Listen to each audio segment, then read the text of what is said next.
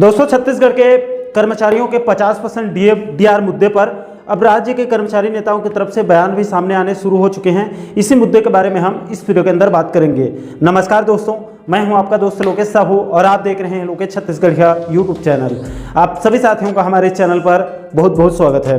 दोस्तों, जैसे कि आप सभी साथियों को पता होगा कि 10 जून 2024 को अभी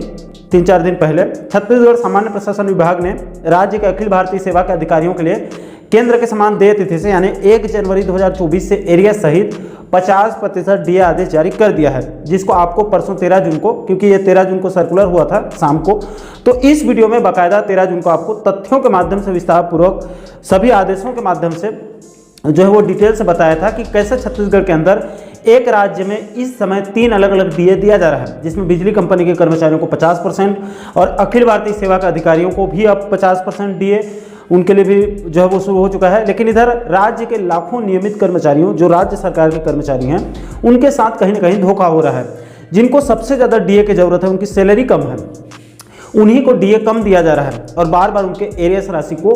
खाने का काम राज्य सरकारें कर रही है, चाहे भूपेश बघेल सरकार हो, चाहे अब शायद सरकार हो। आप इस वीडियो को जो है वो एक बार जरूर देख लीजिएगा।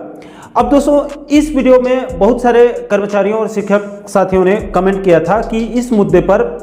छत्तीसगढ़ कर्मचारी अधिकारी फेडरेशन के प्रांतीय संयोजक कमल वर्मा सर के साथ साथ और अन्य कर्मचारी और शिक्षक नेताओं का क्या कहना है, उसे भी आप आगामी वीडियो में जरूर बताइएगा। तो देखिए दोस्तों, इस वीडियो को रिकॉर्ड करने से पहले मैंने छत्तीसगढ़ कर्मचारी अधिकारी फेडरेशन के प्रांतीय संयोजक कमल वर्मा सर से सबसे पहले संपर्क करने की कोशिश की, लेकिन उनसे संपर्क नहीं हो पा रही है। शायद वर्मा सर किसी जरूरी कार्य से बाहर गए होंगे या फिर उनके और कोई व्यस्तता हो सकती है। इसलिए इस मुद्दे पर छत्तीसगढ़ कर्मचारी अधिकारी फेडरेशन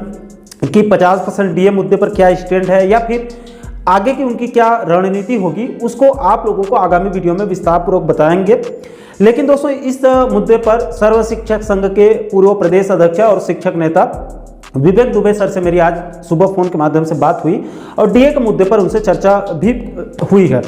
दोस्तों, विवेक दुबे सर ने 50% डीए मुद्दे पर एक वीडियो भेजा है, जिसको आप आगे देखकर और सुनकर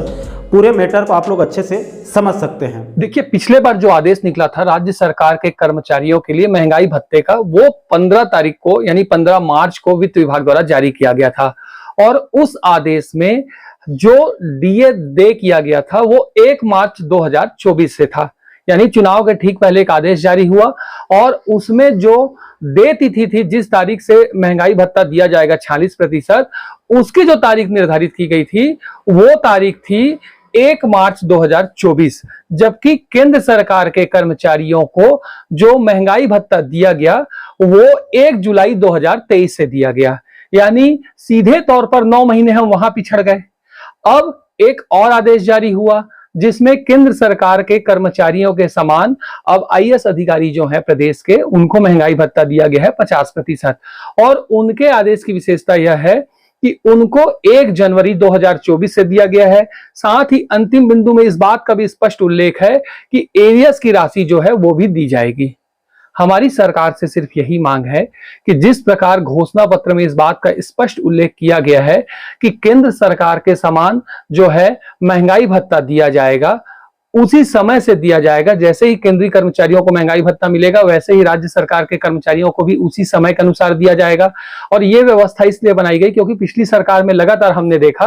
कि यह स्थिति बन रही थी कि कर्मचारी जो है राज्य सरकार के महंगाई भत्ता के नाम पर पीछे हो जाते थे। हम 2-2, 3-3 पायदान पीछे रहे पिछली बार और उसके चलते पहली बार इतिहास में ऐसा हुआ कि महंगाई भत्ता के लिए कर्मचारियों को आंदोलनरत होना पड़ा। बड़ा आंदोलन हुआ जहां 5 लाख से अधिक कर्मचारी जो थे वो आंदोलन पर एक साथ बैठ गए थे। तो महंगाई भत्ता एक मूलभूत सुविधा है दी जाने वाली कर्मचारियों को और पिछली बार उसके लिए हड़ताल पर भी उतरना पड़ा। यही कारण है कि घोषणा पत्र में इस बात का स्पष्ट उल्लेख किया गया कि केंद्रीय कर्मचारियों के समान यानी केंद्र के समान महंगाई भत्ता दिया जाएगा छत्तीसगढ़ के कर्मचारियों को और जो एरियस की राशि होगी उसको जीपीएफ में समायोजित किया जाएगा।